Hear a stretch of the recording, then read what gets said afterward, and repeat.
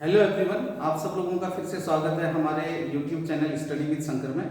तो स्टूडेंट्स, आज मैं आप लोगों को उत्तराखंड के प्रमुख वन आंदोलन पढ़ाने जा रहा हूँ और ये 2 पार्ट में कंप्लीट होगा। और नेक्स्ट पार्ट में मैं जो बचे कुछ आंदोलन होंगे उत्तराखंड के वन आंदोलन, उनको भी पढ़ाऊंगा और साथ में कुछ एमसीक्यूज क्वेश्चन भी आप लोगों को कराऊंगा।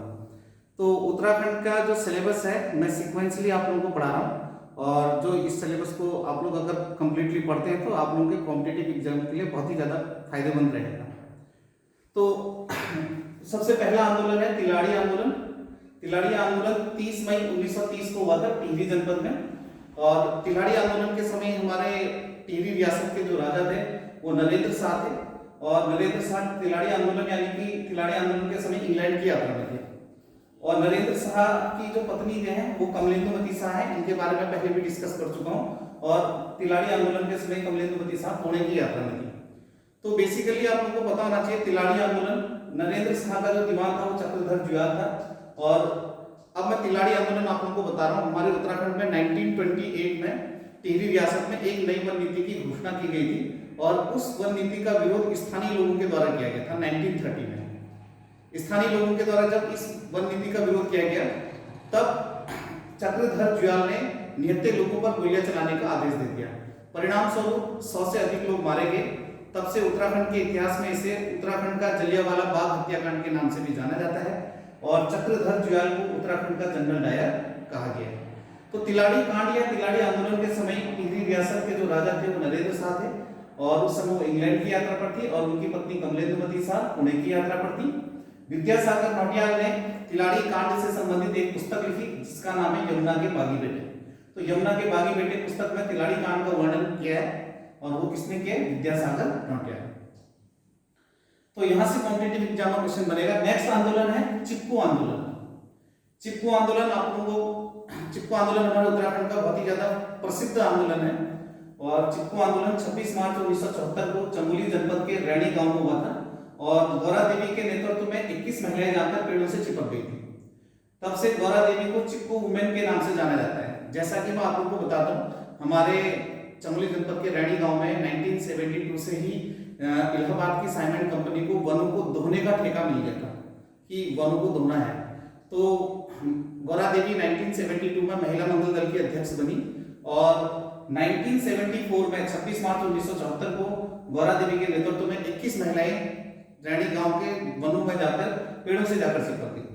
तब से इसको चिपको आंदोलन के नाम से जाना जाता है और गौरा देवी को चिपको वुमेन के नाम से जाना जाता है।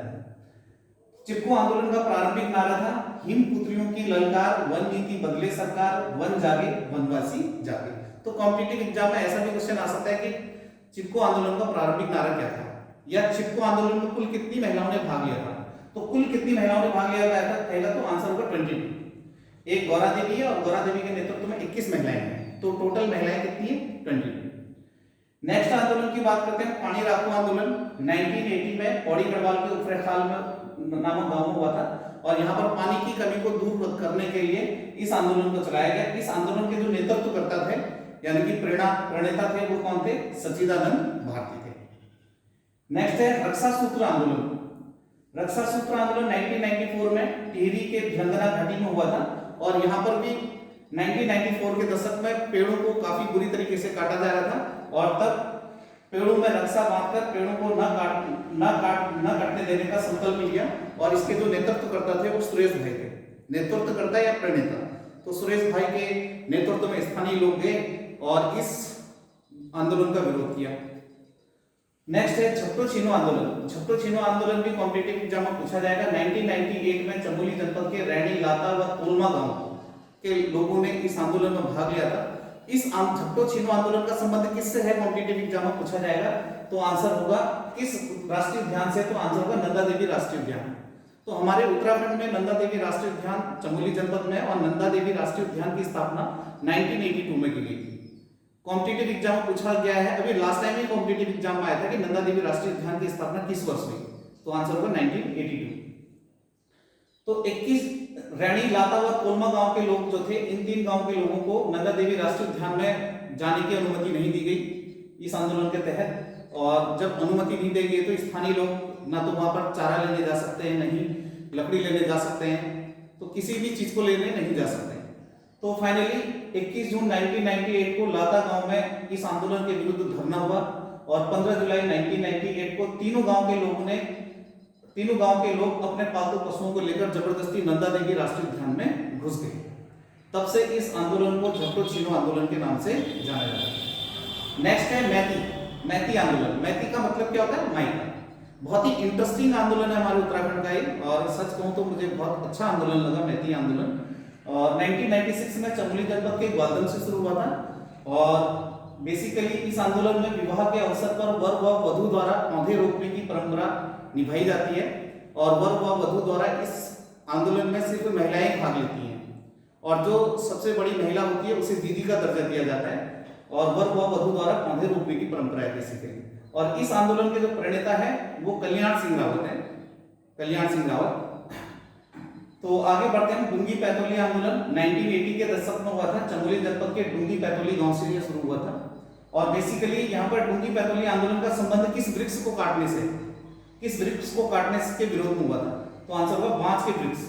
तो चमोली जनपद के डूंगी पैथोली गांव में बांस के वृक्ष को अंधाधुंध कटाई की जाती, तो बांस के वृक्ष को काटने का विरोध वहां पर किया गया और इसकी जो नेतृत्व करता थी या प्रणेता थी इस आंदोलन की वो मथुरा देवी थी।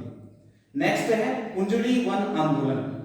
कुंजड़ी वन आंदोलन 1904 में टिहरी में कीर्ति शाह के समय हुआ था और इसका कारण है, कुंजड़ी वन आंदोलन का मुख्य कारण है टिहरी जनपद में नई वन व्यवस्था लागू हुई जिसके कारण करों में वृद्धि हुई। तो करों में वृद्धि हुई तो ऑब्वियस सी बात है स्थानीय लोग इस आंदोलन का विरोध करेंगे और इस आंदोलन के जो नेतृत्व करता थे वो अमर सिंह थे या प्रणेता अमर सिंह। तो स्टूडेंट्स आज के लिए इतना ही रखते हैं और मिलते हैं नेक्स्ट वीडियो में।